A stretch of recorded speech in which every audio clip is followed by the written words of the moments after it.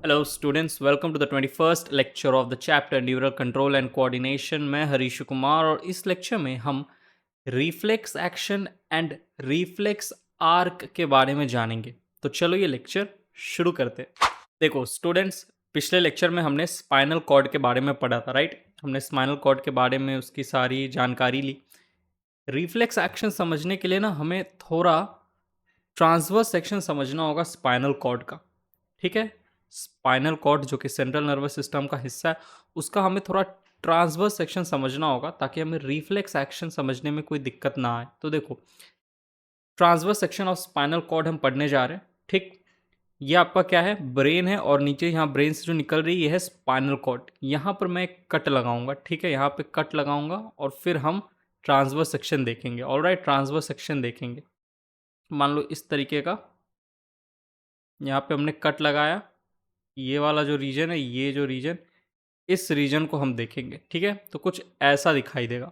Alright, कुछ ऐसा दिखाई देगा, transverse section of spinal cord. अब सुनिए मेरी बातों को ध्यान से।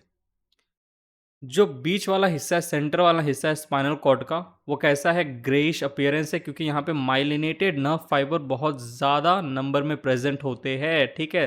तो ये जो हिस्सा है आपको ग्रे नज़र आएगा क्योंकि यहाँ पे बहुत ज़्यादा माइलिनेटेड नर्व फाइबर्स प्रेजेंट है। ये जो ग्रे मैटर वाला हिस्सा है, इसका शेप देखो, तितली की तरह है ना, बटरफ्लाई शेपेड, बटरफ्लाई की तरह होता है। बटरफ्लाई कैसा होता है याद देखो, इस तरीके से होता है, ठीक। और ये बटरफ्लाई के दो पंख होते हैं, ठीक है। तो उसी तरीके से देखो, मान लो ये इसका बॉडी है, ठीक, और ये दो पंख है। ऑलराइट, तो इसको हम कहते हैं बटरफ्लाई शेपेड। बटरफ्लाई शेपेड है ग्रे मैटर। ऑलराइट, और ये जो हिस्सा आपको दिख रहा है, दीज हिस्सा are known as white matter, ठीक है। चार चेंबर दिख रहे हैं आपको, 1 2 3 4। ये चारों चेंबर कैसा है, वाइट मैटर वाला हिस्सा है, ठीक है। यहाँ पे आपको सेल बॉडी और डेंड्रॉन ज़्यादा देखने को मिलेगा, और ग्रे मैटर वाले हिस्से में आपको माइलिनेटेड नर्व फाइबर्स ज़्यादा देखने को मिलेंगे। बात समझ में आई। अब सुनिए आगे देखिए, बीच में आपको ये एक छोटा सा सर्कल नज़र आ रहा है, ये कैविटी है, ठीक है। ये कैविटी है, आपको आप याद करो, स्पाइनल कॉर्ड के कैविटी को हम न्यूरोसील कहते थे, या इसका एक और नाम होता था सेंट्रल कनाल। सेंट्रल कनाल या न्यूरोसिल इज द, क्या याद करो, कैविटी ऑफ स्पाइनल कॉर्ड। याद आ रहा है ना, अरे हम कुछ नहीं कर रहे, बस ट्रांसवर्स सेक्शन देख रहे हैं स्पाइनल कॉर्ड का। अब देखो, ये जो ग्रे मैटर हिस्सा है ना, ग्रे मैटर वाला हिस्सा, ये इस तरीके से ये दो हॉर्न बनाता है, दो हॉर्न, ठीक है। ये एक हॉर्न और ये एक हॉर्न। इस पीछे वाले हॉर्न को हम कहते हैं डोर्सल हॉर्न, और सामने वाले हॉर्न को हम कहते हैं वेंट्रल हॉर्न, जो सामने की तरफ है। ये जो ventral horn and dorsal horn है, ये किसका हिस्सा है, ग्रे मैटर का हिस्सा है, ठीक। अब ये जो डोर्सल हॉर्न है और वेंट्रल हॉर्न है, इस स्पाइनल कॉर्ड से बाहर की तरफ निकलने की कोशिश करते हैं और बनाते हैं डोर्सल रूट। जो डोर्सल हॉर्न है, ये जो डोर्सल हॉर्न वाला हिस्सा है, ये स्पाइनल कॉर्ड से बाहर की तरफ निकलेगा और यहाँ पर इस तरीके से बनाएगा। ये जो हिस्सा आपको दिख रहा है, ये डोर्सल रूट वाला हिस्सा दिख रहा है, ठीक है, डोर्सल रूट। और जो वेंट्रल हॉर्न है, नाम से पता चल रहा है क्या बनाएगा, वेंट्रल रूट बनाएगा, ठीक। डोर्सल हॉर्न ने डोर्सल रूट बनाया, वेंट्रल हॉर्न ने वेंट्रल रूट बनाया। ये जो डोर्सल रूट है, इसके अंदर प्रेजेंट होता है सेंसरी न्यूरॉन। ये जो न्यूरॉन आपको दिख रहा है, ये सेंसरी न्यूरॉन है। सेंसरी न्यूरॉन का काम क्या होता है, याद करो, रिसेप्टर से सेंट्रल सीएनएस तक, सेंट्रल नर्वस सिस्टम तक क्या करेगा, स्टिमुलस को लेकर जाएगा। स्पाइनल कॉर्ड आपका क्या है, ये क्या है, ये तो सेंट्रल नर्वस सिस्टम का हिस्सा है ना, ठीक है। और इसमें ये जो सेंसरी न्यूरॉन है, ठीक, सेंसरी न्यूरॉन जो है, ये क्या करेगा, स्टिमुलस लेकर जाता है, ठीक, रिसेप्टर से कहाँ पे, आपके स्पाइनल कॉर्ड तक, ठीक है। ऑलराइट, स्पाइनल कॉर्ड के ग्रे मैटर वाले हिस्से तक लेकर जाएगा सेंसरी न्यूरॉन, क्या, स्टिमुलस। और सेंसरी न्यूरॉन कहाँ देखने को मिलेंगे आपको, डोर्सल रूट में। डोर्सल रूट से, डोर्सल हॉर्न से होते हुए यहाँ ग्रे मैटर में पहुंचेंगे। और जो वेंट्रल रूट है, इसमें मोटर न्यूरॉन होता है, ठीक। मोटर न्यूरॉन, मोटर न्यूरॉन क्या करता है, स्पाइनल कॉर्ड से, ठीक है, ये जो ग्रे मैटर वाला हिस्सा है, यहाँ से रेस्पॉन्स को लेकर जाएगा। जो स्टिमुलस जाएगा, स्टिमुलस के अगेंस्ट एक रेस्पॉन्स जनरेट होगा। उस रेस्पॉन्स को स्पाइनल कॉर्ड से, ठीक है, इफेक्टर तक इफेक्टर ऑर्गन तक रिस्पॉन्स को ले जाने का काम करता है कौन? ये मोटर न्यूरॉन। ऑलराइट, इतनी कहानी समझ में आई? ठीक, अब आगे देखिए, यहां पर ये रहा इंटरवर्टेब्रल फोरामेन। कोई आया लगता है, बेल बज रहा है, छोड़ो हटाओ। इंटरवर्टेब्रल फोरामेन है ये, ठीक है। इंटरवर्टेब्रल याद, इंटरवर्टेब्रल फोरामेन याद करो क्या था? दो वर्टिब्रल के बीच वाला स्पेस जहां से क्या निकलते हैं? नर्व निकलते हैं। दो वर्टिब्रे के बीच वाला स्पेस जहां से नर्व निकलता है। तो ये जो सेंसरी न्यूरॉन है और ये जो मोटर न्यूरॉन है, यहाँ आकर इस इंटरवर्टिब्रल फोरामेन से निकलकर एक साथ मिल जाते हैं। और दो न्यूरॉन एक साथ मिल गए तो अब हम इसे स्पाइनल नर्व बुलाएंगे। क्या बुलाएंगे इसे हम? दो न्यूरॉन एक साथ मिल गए, दो न्यूरॉन के जो एक्सॉन थे वो आपस में मिल गए, तो अब हम इसे बुलाएंगे नर्व। ठीक है, जो कि ये नर्व जो है स्पाइनल कॉर्ड से निकल रही है, तो इसका नाम हो जाएगा स्पाइनल नर्व। तो मैं कह सकता हूँ spinal nerve is composed of both sensory and motor neuron. Spinal nerve is consist of both sensory and motor neuron, right? जो ब्लू कलर का दिख रहा है वो सेंसरी न्यूरॉन, और ये जो ब्लू कलर का जो दिख रहा है वो मोटर न्यूरॉन, और जो रेड कलर का दिख रहा है वो सेंसरी न्यूरॉन, राइट? तो स्पाइनल नर्व में तो सेंसरी मोटर न्यूरॉन दोनों है, लेकिन डॉर्सल रूट में सिर्फ सेंसरी न्यूरॉन देखने को मिलेगा। वेंट्रल रूट में आपको सिर्फ मोटर न्यूरॉन देखने को मिलेगा। ये दोनों जाकर देखो कहाँ पे जा रहे हैं, ये कहाँ पर जा रहे हैं, ये दोनों जाकर मिल रहे हैं वेंट्रल हॉर्न में। वेंट्रल हॉर्न में देखो यहाँ पर सेंसरी न्यूरॉन का ये क्या है? टर्मिनल वाला पार्ट है, टेलोडेंड्रिया। और मोटर न्यूरॉन का ये सेल बॉडी और डेंड्रॉन वाला हिस्सा है, ठीक है। तो यहाँ पर ये क्या बन रहा है? साइनैप्स बन रहा है। मैं कह सकता हूँ यहाँ साइनैप्स बन रहा है, राइट? दो न्यूरॉन आपस में देखो यहाँ पर क्या कर रहे हैं? मिल रहे हैं। एक न्यूरॉन का टेलोडेंड्रिया और दूसरे न्यूरॉन का साइटॉन या फिर डेंड्रॉन वाला हिस्सा यहाँ पे मिल रहा है, तो ये साइनैप्स बना रहा है। ठीक, तो बताओ इतनी बातें समझ में आई? यहाँ पर बस इतनी बातें समझनी है हमें, TS section of spinal cord, इसमें और हमें ज़्यादा नहीं समझना है। ठीक, ये जो नर्व है ये तो हो गया पीएनएस का हिस्सा, पेरिफेरल नर्वस सिस्टम का, और ये जो स्पाइनल कॉर्ड हो गया ये हो गया सीएनएस का हिस्सा, ठीक है। स्पाइनल कॉर्ड क्या हो गया? ये जो स्पाइनल कॉर्ड है आपका, ये स्पाइनल कॉर्ड हो गया सेंट्रल नर्वस सिस्टम का हिस्सा। और ये जो स्पाइनल कॉर्ड से जो नर्व निकलती है, याद करो स्पाइनल कॉर्ड, यहाँ से स्पाइनल कॉर्ड से बहुत सारे नर्व निकलेंगी। तो ये जो मैं रेड में जो मार्क कर रहा हूँ ना, रेड में जो हिस्सा मैं मार्क कर रहा हूँ ये तो हो गया आपका स्पाइनल कॉर्ड, ठीक है। और ब्लैक में जो हिस्सा मैं मार्क कर रहा हूँ ये हो गया आपका, क्या हो गया? Spinal nerve. Spinal nerve PNS का हिस्सा, स्पाइनल कॉर्ड सीएनएस का हिस्सा। आपको पता है एक स्पाइनल कॉर्ड से 31 पेयर्स ऑफ स्पाइनल नर्व निकलती है। यहाँ पर तो मैंने बस एक ही दिखाया है, इस तरीके से बहुत सारी 31 पेयर्स ऑफ स्पाइनल नर्व निकलेंगी। ओके, बताओ इतनी बात समझ में आई? यहाँ पर जो जो मैंने कहानी समझाया आपको कुछ नया नहीं है, सारी बातें पुरानी है, बस हम यहाँ पे स्पाइनल कॉर्ड में उस चीज़ को समझ रहे हैं। सेंसरी न्यूरॉन का मतलब आप जानते हो, मोटर न्यूरॉन का मतलब भी आपको पता है, ठीक है। नर्व जब भी हम पढ़ते हैं तो हम इसे पीएनएस के अंदर पढ़ते हैं, और स्पाइनल कॉर्ड एंड ब्रेन जो है ये सीएनएस का हिस्सा है, ठीक। चलिए अब आगे बढ़ूँ मैं, moving on to the next slide. अब स्टूडेंट देखिए, रिफ्लेक्स एक्शन जब आप पढ़ना शुरू करोगे एनसीईआरटी में, तो एनसीईआरटी कैसे शुरू करता है देखो, you must have experienced a sudden withdrawal of a body part which comes in contact with objects that are extremely hot। जब भी किसी गर्म चीज को छूते हो तो आपका जो हिस्सा था, जो हाथ था, जैसे आपका हाथ है, ये उंगलियां गर्म चीज को छू रही, तो अपना हाथ को आप विड्रॉ कर लेते हो उस ऑब्जेक्ट से, उस गर्म ऑब्जेक्ट से। विड्रॉ का मतलब क्या? पीछे लेना। तो अपने हाथ को आपने पीछे कर लिया, ठीक। जैसे आपका हाथ किसी गर्म ऑब्जेक्ट पे पड़ा, या किसी बहुत ही ठंडे ऑब्जेक्ट पे पड़ा, या किसी पॉइंटेड, एक पिन है, पिन के ऊपर ऐसे हाथ रखोगे, पिन में अगर मैं आपको चुबाऊँ तो अपने हाथ को ऐसे पीछे कर लोगे, ठीक। या कोई एनिमल, जैसे आप रास्ते में चल रहे हो, ऐसा होता तो नहीं है, हमारे यहाँ तो नहीं होता, लेकिन अचानक से आपके सामने एक शेर आ गया, डर ही जाओगे। अरे शेर छोड़ो, मैं आपको एक कॉमन एग्जाम्पल देता हूँ, मुझे पता नहीं आपके साथ हुआ है या नहीं, मेरे साथ तो हुआ है। रास्ते में चलते हो अचानक से पता नहीं कोई एक पागल कुत्ता अजीब सा आता है, आके भौंक देता है। अब जैसे ही वो भौंकता है आपका शरीर ऐसे कांप जाता है और आप उस पागल कुत्ते से दूर हट जाते हो। मतलब कुछ कुछ कुत्ते होते हैं ना, सारे नहीं, लेकिन कुछ कुछ कुत्ते होते हैं बेमतलब भौंक देते हैं देख के आपको। आप किसी नए इलाके में गए, कोई कुत्ता देखा, आपको भौंक दिया आपकी तरफ, ठीक है, तो आप डर जाते हो, अपने बॉडी को विड्रॉ कर लेते हो उस कुत्ते से, पीछे के डायरेक्शन में जाते हो, भागते हो, ठीक। तो ये हो गया आपका रिफ्लेक्स एक्शन, ठीक है। जो एनिमल स्कैरी है, सारे डॉग्स नहीं होते, कुछ कुछ डॉग्स होते हैं जो बड़े डरावने से दिखते हैं, राइट? तो you must have experience the sudden withdrawal of a body part which comes in contact with objects that are extremely hot, cold, pointed और एनिमल्स दैट आर स्कैरी। यहाँ पे एनसीईआरटी ने आपको एक चीज़ याद दिलाने की कोशिश की, आपके साथ हुआ होगा ये कभी ना कभी ज़िंदगी में, ठीक?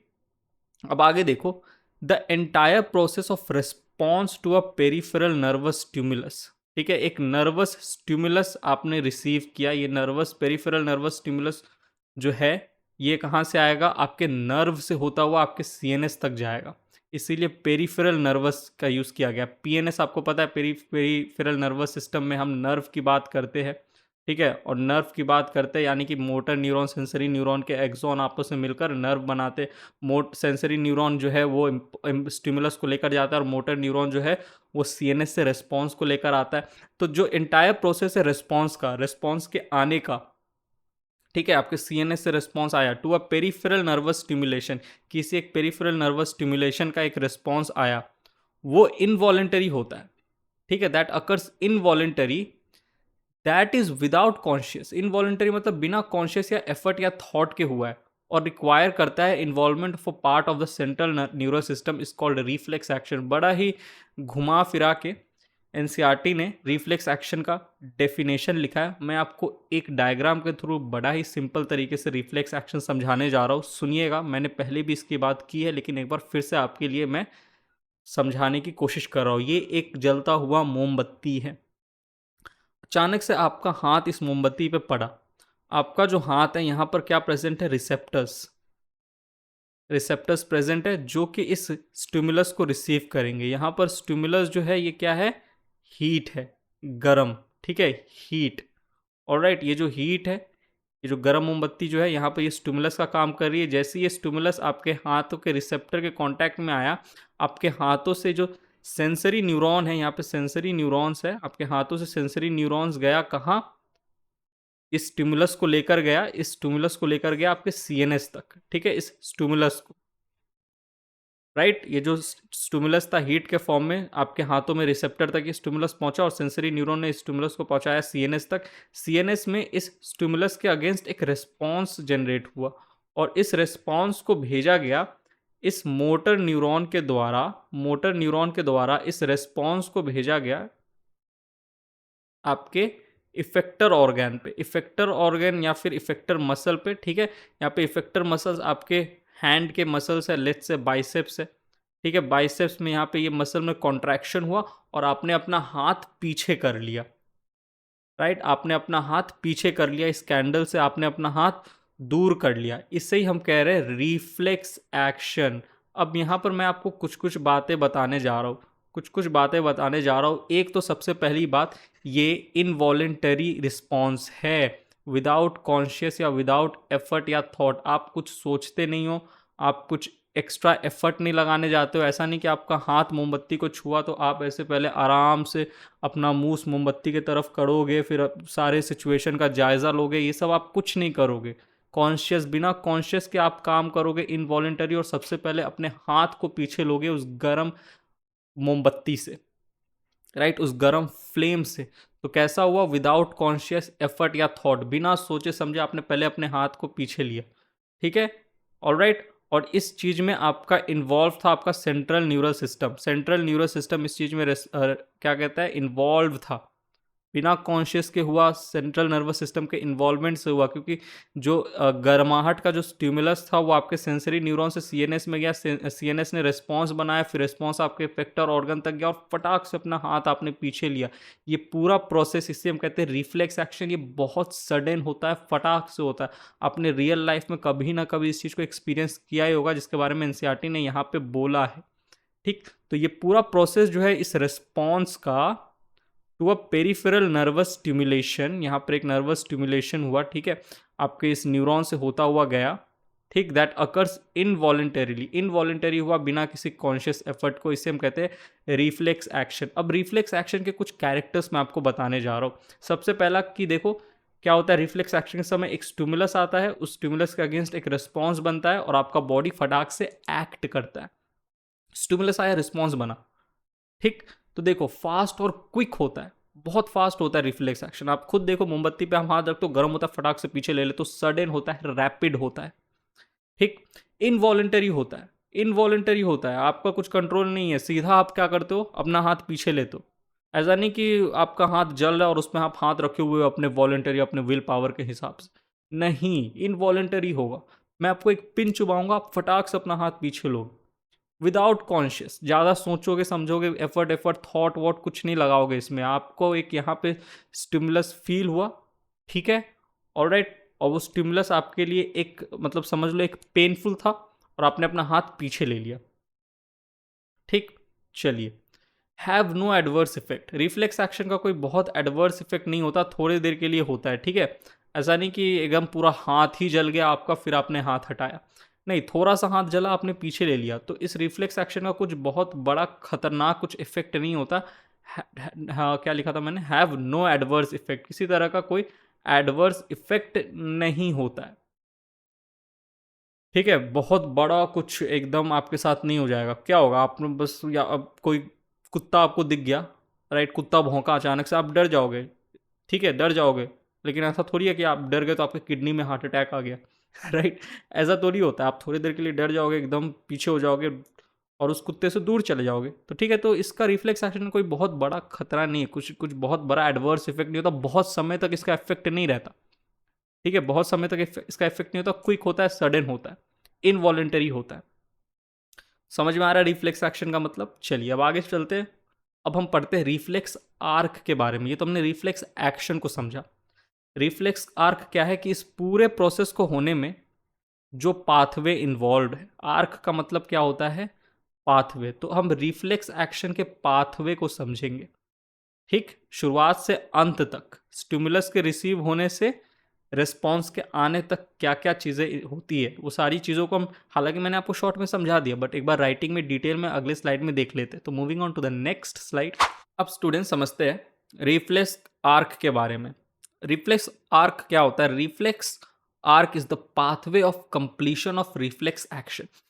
एक रिफ्लेक्स एक्शन कंप्लीट हुआ, यानी कि एक स्टिमुलस आया, उसके अगेंस्ट रिस्पॉन्स बना, ठीक है, तो उस पूरे प्रोसेस को हम कह रहे हैं एक रिफ्लेक्स एक्शन। इनवॉलेंटरी होता है, विदाउट कॉन्शियस होता है, जिसमें सेंट्रल नर्वस सिस्टम इन्वॉल्व होता है, ठीक है, एक पेरिफेरल नर्वस स्टिमुलस आता है, उसके अगेंस्ट एक रिस्पॉन्स बनता है। तो इस पूरे रिफ्लेक्स एक्शन के कंप्लीशन का जो पाथवे है उसे हम कहते हैं रिफ्लेक्स आर्क। देखो, सबसे पहले तो एक हम मोमबत्ती का एग्जाम्पल लेकर ही समझ रहे हैं, ठीक है, मोमबत्ती लिया, मोमबत्ती पे आपने जैसे ही हाथ दिया यहाँ पे, तो ये जो यहाँ पे ये जो मोमबत्ती था, इसका जो हीट था, जो गर्माहट था, वो स्टिमुलस की तरह काम किया, ठीक है, और ये जो स्टिमुलस था, आपके हाथों के रिसेप्टर ने स्टिमुलस को रिसीव किया और फिर क्या किया, इस स्टिमुलस को भेज दिया सेंसरी न्यूरॉन द्वारा। सेंसरी न्यूरॉन का एफरेंट न्यूरॉन भी कहते हैं, सेंसरी न्यूरॉन या एफरेंट न्यूरॉन द्वारा भेज दिया इस स्टिमुलस को आपके शरीर के सेंट्रल नर्वस सिस्टम तक। अब देखिए, जो 80% रिफ्लेक्स एक्शन का जो 80% स्टिमुलस है वो स्पाइनल कॉर्ड तक जाता है, ठीक है, बाकी बचे हुए 20% जो है वो ब्रेन तक जाते हैं। रिफ्लेक्स एक्शन के समय मोस्ट ऑफ द जो स्टिमुलस है वो स्पाइनल कॉर्ड में जाएगा, स्पाइनल कॉर्ड से ही आपका वो जनरेट होगा रिस्पॉन्स और रिफ्लेक्स एक्शन कंप्लीट हो जाएगा। 20% ही इस ब्रेन का इन्वॉल्वमेंट होता है।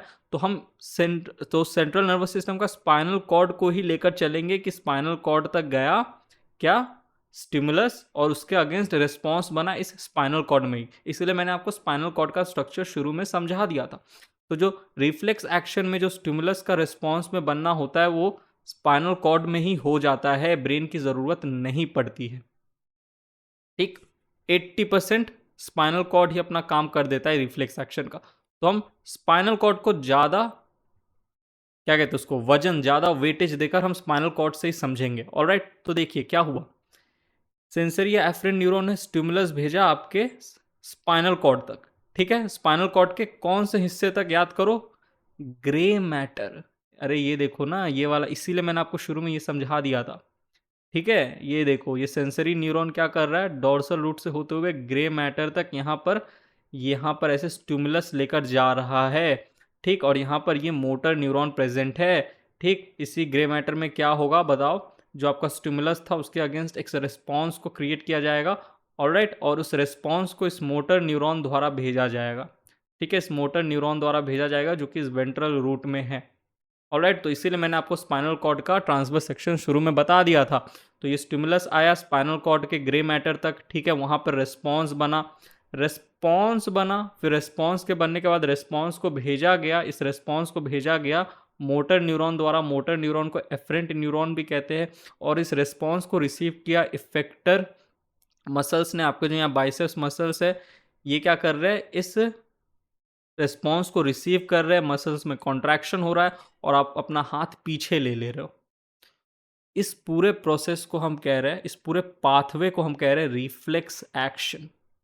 ठीक है, इस पूरे पाथवे को, तो ये पाथवे हमने समझा रिफ्लेक्स एक्शन का, और पाथवे ऑफ रिफ्लेक्स एक्शन को हम कहते हैं रिफ्लेक्स आर्क। रिफ्लेक्स आर्क, बोलो समझ में आया? अब तुम समझे कि मैंने आपको क्यों ये शुरू में समझा दिया था।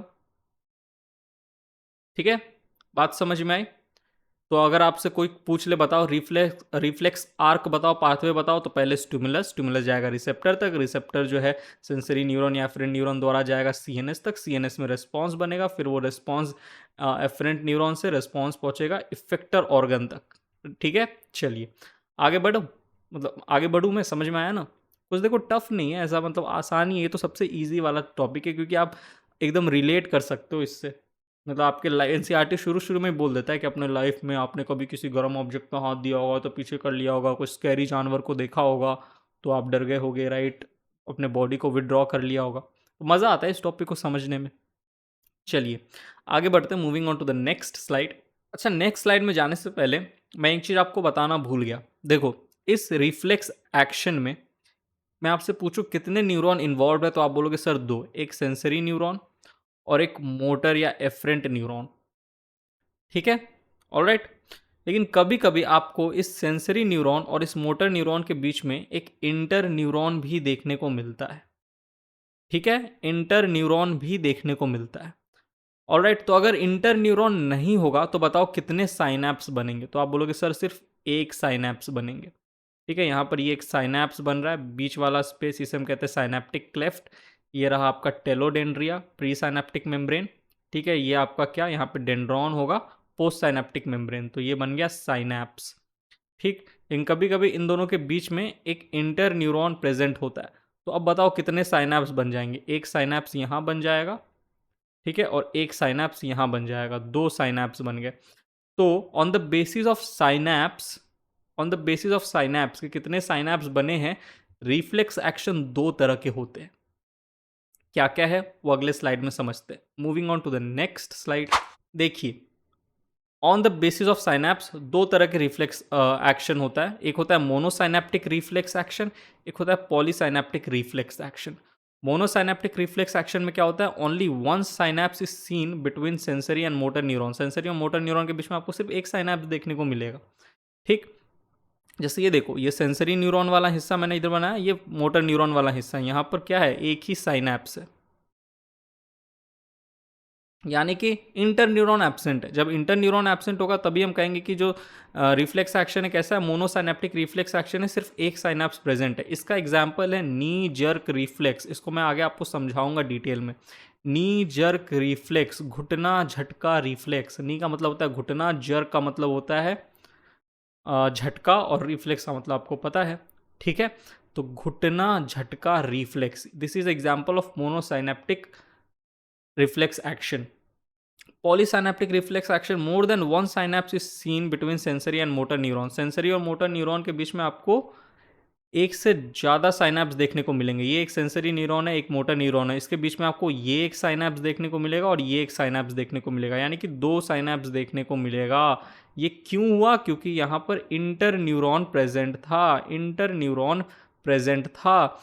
Example, withdrawal of hand. आपका जो हैंड का विड्रॉल है, जो अभी अभी मैंने आपको दिखाया था, कैंडल को आपने टच किया, आपका हाथ पीछे हो गया, राइट, आपका हाथ पीछे हो गया, किसी आपने कैंडल को टच किया, विड्रॉ कर लिया आपने अपने अपने हैंड को, that is an example of polysynaptic reflex action. देखो मैंने बीच में इंटर न्यूरॉन भी बनाया है। ठीक, समझ में आया? ज़्यादा डिटेल में आपको नहीं जाना, जितना मैं समझा रहा हूँ उतना समझिए। ठीक है, ये वाला जो टॉपिक है ना, इसमें अगर मैं डिटेल में चला जाऊँ ना तो 1 से 1.5 घंटे का एक लेक्चर बन जाएगा सिर्फ रिफ्लेक्स एक्शन में।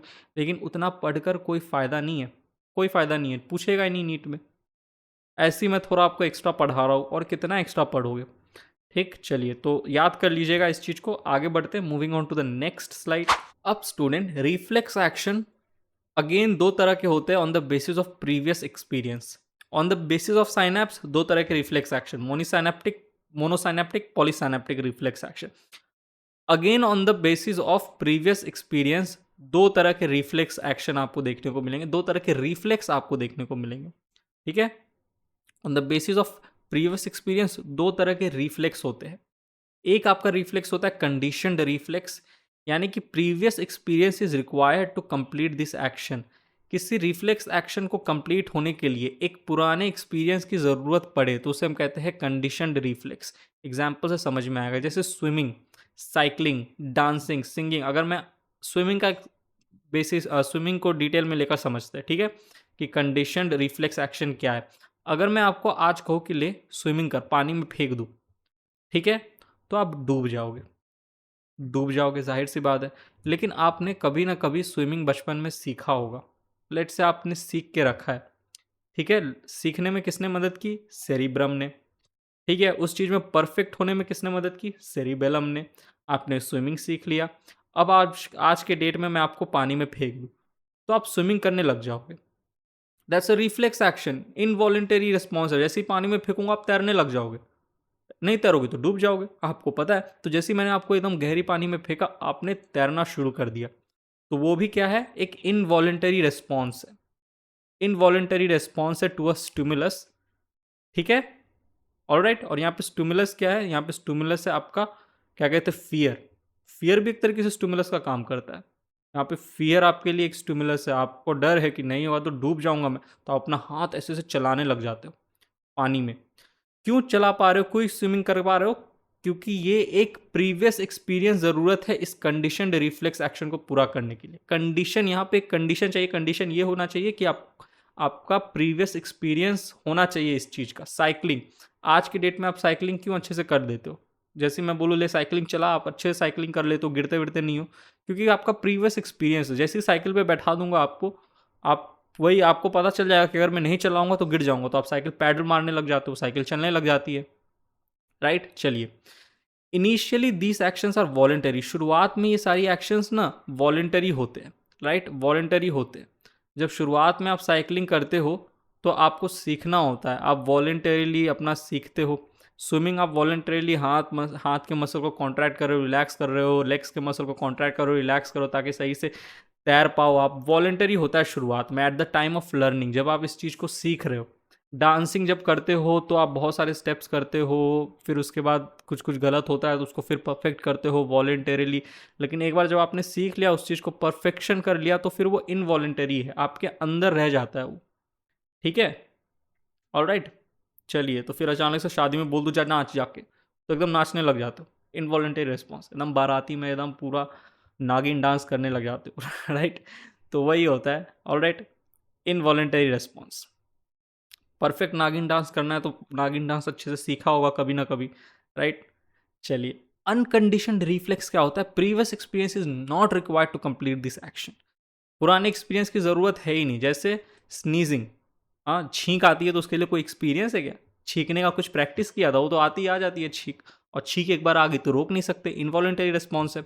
Sexual behaviour for opposite sex partner, जो सेक्सुअल डिज़ायर होता है फॉर ऑपोजिट सेक्स पार्टनर, वो भी किसी प्रीवियस एक्सपीरियंस से नहीं आता, वो इनकॉर्पोरेटेड है आपके अंदर, राइट।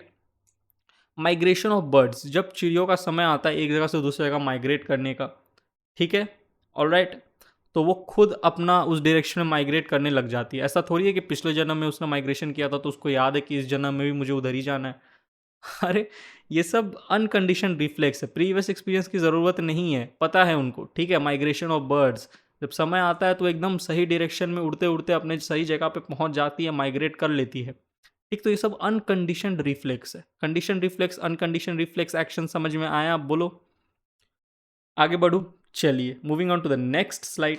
देखो, अब हम बात करने वाले diagrammatic presentation of reflex action.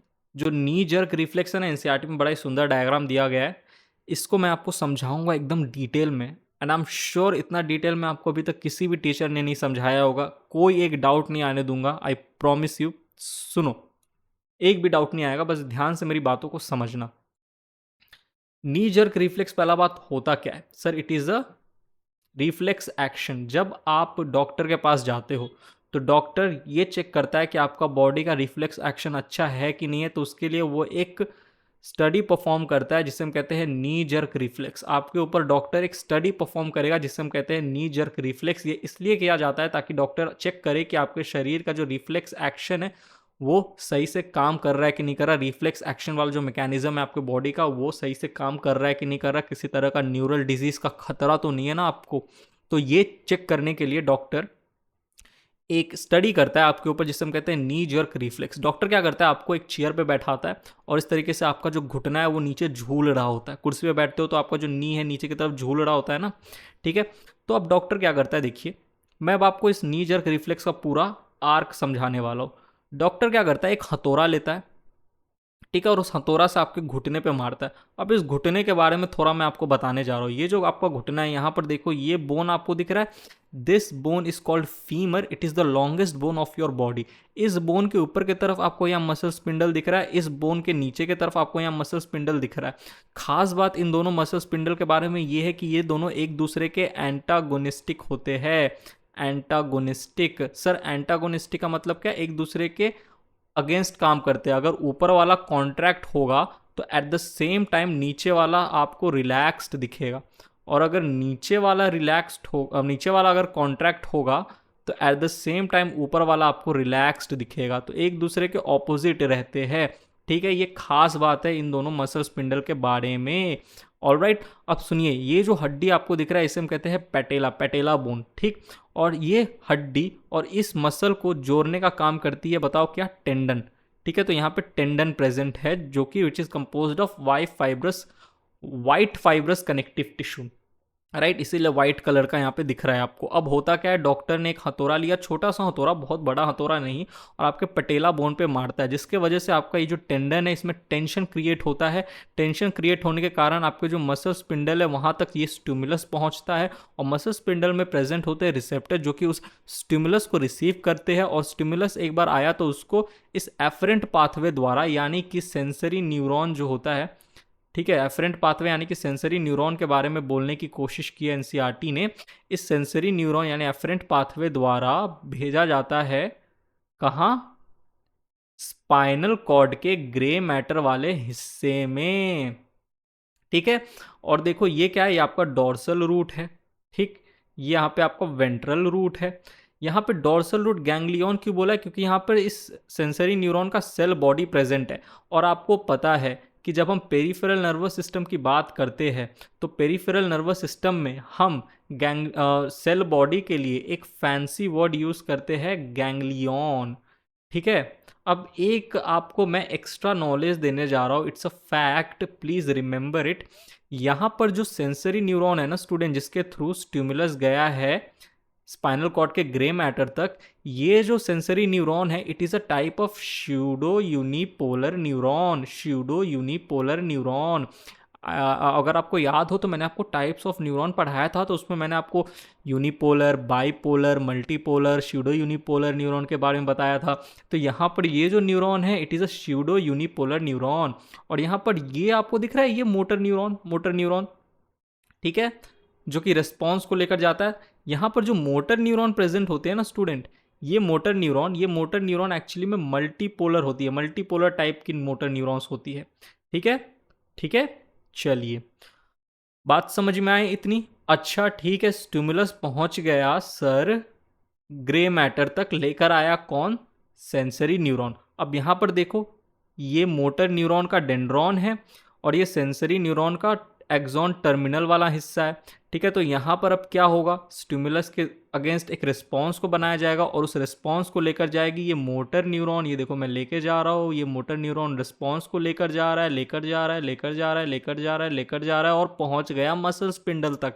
जैसी मसल स्पिंडल तक ये रिस्पॉन्स पहुंचा, ये रिस्पॉन्स किस तरह के रिस्पॉन्स होते हैं? एक्साइटेटरी रिस्पॉन्स होते हैं, एक्साइटेटरी रिस्पॉन्स होते हैं।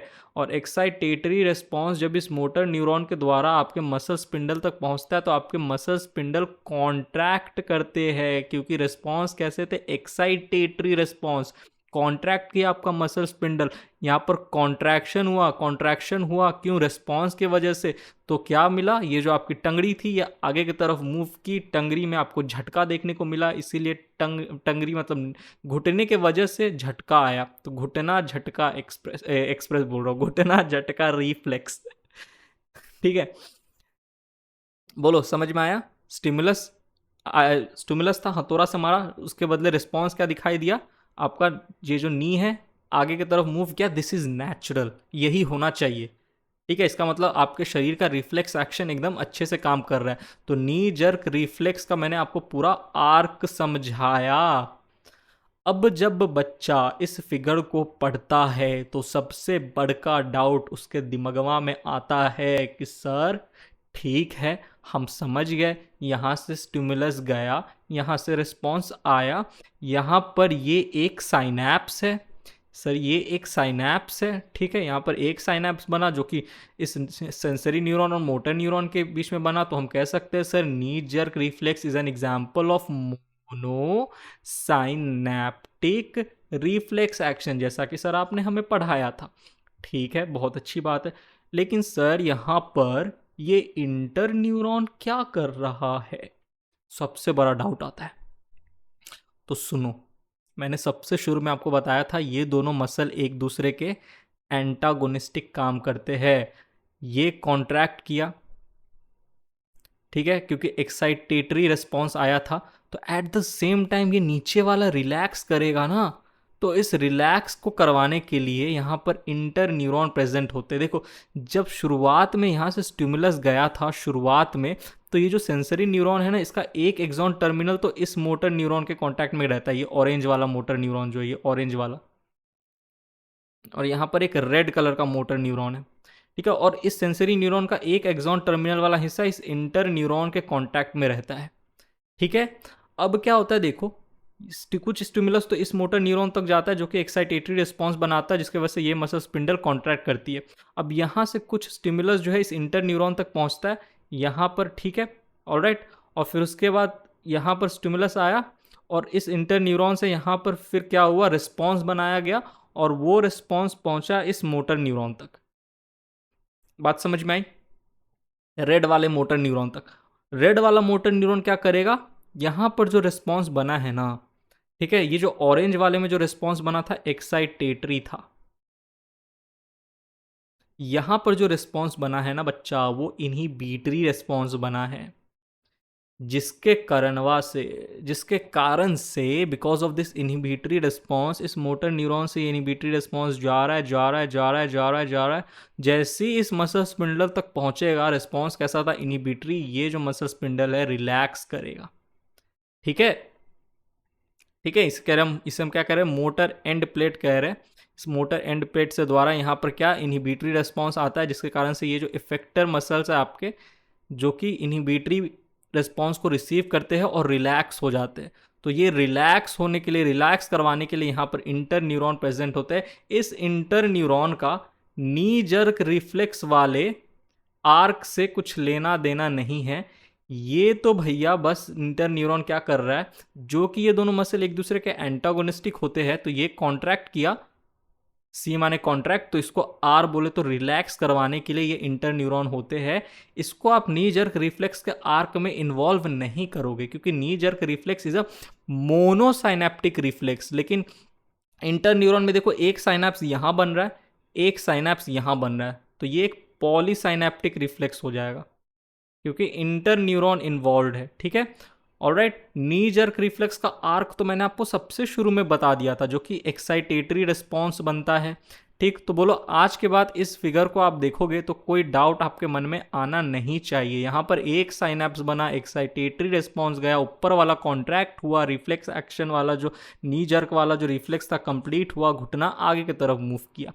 ठीक, लेकिन ये इंटर न्यूरॉन क्या करा रहा है, इस इंटर न्यूरॉन पे यहाँ पर देखो एक ये साइनैप्स, एक ये साइनैप्स पॉलीसाइनेप्टिक, इस इंटर न्यूरॉन से इनहिबिटरी रिस्पॉन्स जा रहा है, जिसके कारण से ई जो मसलवा है नीचे वाला ये रिलैक्स करत है, रिलैक्स होता है, क्योंकि ये दोनों मसल एक दूसरे के एंटागोनिस्टिक है ना, ऊपर वाला कॉन्ट्रैक्ट करेगा तो नीचे वाला का रिलैक्सेशन होना जरूरी है, तो इसके वजह से यहाँ पर ये अलग पाथवे चल रहा है। ठीक है, ये अलग पाथवे चल रहा है, इस पर आपको दिमाग नहीं देना है, ये मैं बता दिया आपको ये क्यों हो रहा है, क्योंकि नीचे वाले को रिलैक्स करवाना है। लेकिन नी जर्क रिफ्लेक्स का आर्क जो है, ये जो रिफ्लेक्स एक्शन है, दिस इज मोनोसाइनेप्टिक, याद रहेगा, बोलिए। तो यहाँ पर हमने प्यारा सा टॉपिक रिफ्लेक्स एक्शन किया कंप्लीट। आई होप आपको एकदम अच्छे से समझ में आया होगा, मैंने बहुत डिटेल में जाकर इसको पढ़ाया है आपको, ताकि आपके मन में कोई डाउट ना रहे।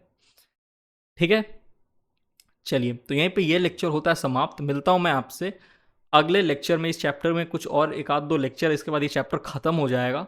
ठीक है, तो न्यूरल कंट्रोल एंड कोऑर्डिनेशन के अगले लेक्चर में मैं आपसे मिलता हूँ, तब तक के लिए bye, thank you, take care.